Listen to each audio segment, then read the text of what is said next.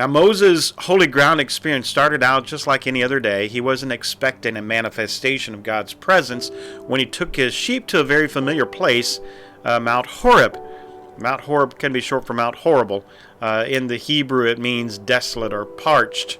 It's another name for Mount Sinai as well. I can assure you that the very last thing that Moses thought he would find out in the middle of nowhere was God.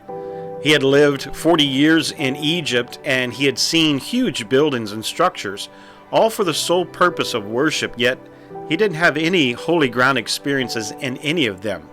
And now for the last 40 years, Moses, as a shepherd, punched in his clock every morning at sunup and punched out at sundown, same old routine, day in, day out.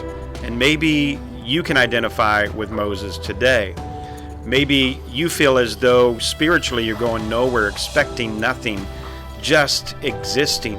Maybe you find yourself at Mount Horrible, barren, desolate, dry, and parched. It's often at our lowest points that God reveals himself to us, because it's usually then that we'll actually pay attention and listen. Listen to Exodus 3, verse 2. And the angel of the Lord appeared to him in a flame of fire from the midst of a bush. This word for bush in the Hebrew is seneh, and it means to prick or be thorny. So it is a thorn bush. So he looked, and behold, the bush was burning with fire, but the bush was not consumed. Then Moses said, I will now turn aside and see this great sight, why the bush does not burn. The word we translate as fire is the Hebrew ash. Ash means a flash or gleaming, as a sharply polished blade that reflects the sun. So that tells you that the thorn bush wasn't literally on fire. That's why it wasn't consumed, but that it was illuminated by the presence of the angel of the Lord. But Moses left his path. Moses left where he was going to get a better view of this burning bush. I think our problem today is that we're so consumed with what we're doing and where we're going that we don't take time to stop and see what God is doing. Exodus 3:3 again. And Moses said, I will now turn aside. This word turn aside is the Hebrew sur, which means depart or desert.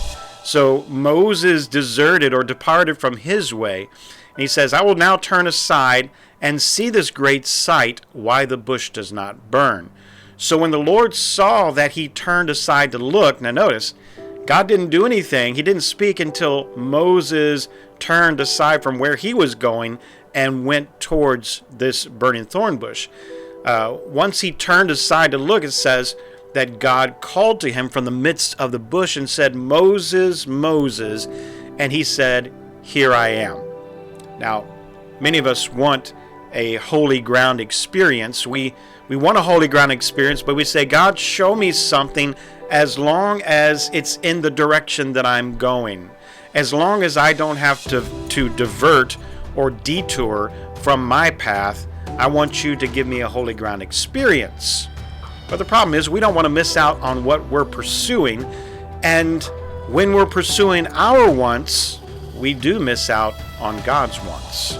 And as we look at the life of Moses, the greatest accomplishments of Moses' life was the last 40 years of his life, when he didn't live for Pharaoh or the world. He didn't live for himself or his father-in-law, but he lived for God and took time to turn aside from what he was doing and his pursuits to see what God was doing and become part of it. God does the extraordinary through the ordinary. So was there something special about the thorn bush that was illuminated? Well, no, it blended into the background just like any other ordinary thorn bush. Moses had probably passed by this thorn bush for years and never took notice of it. But now it was illuminated with the glory of God. What made it extraordinary is how God used it. Take time to look at people around you. What do you see? Well, you see seneh.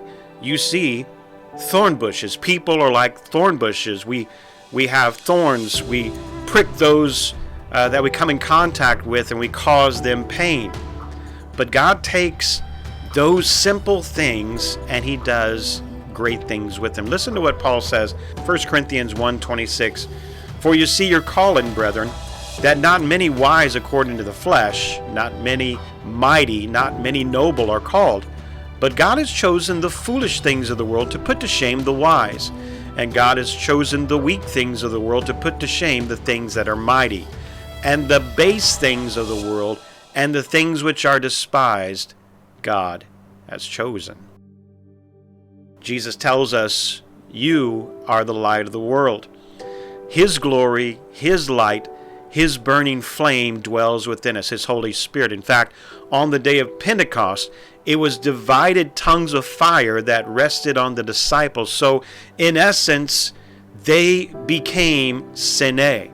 They became thorn bushes illuminated with the glory of God.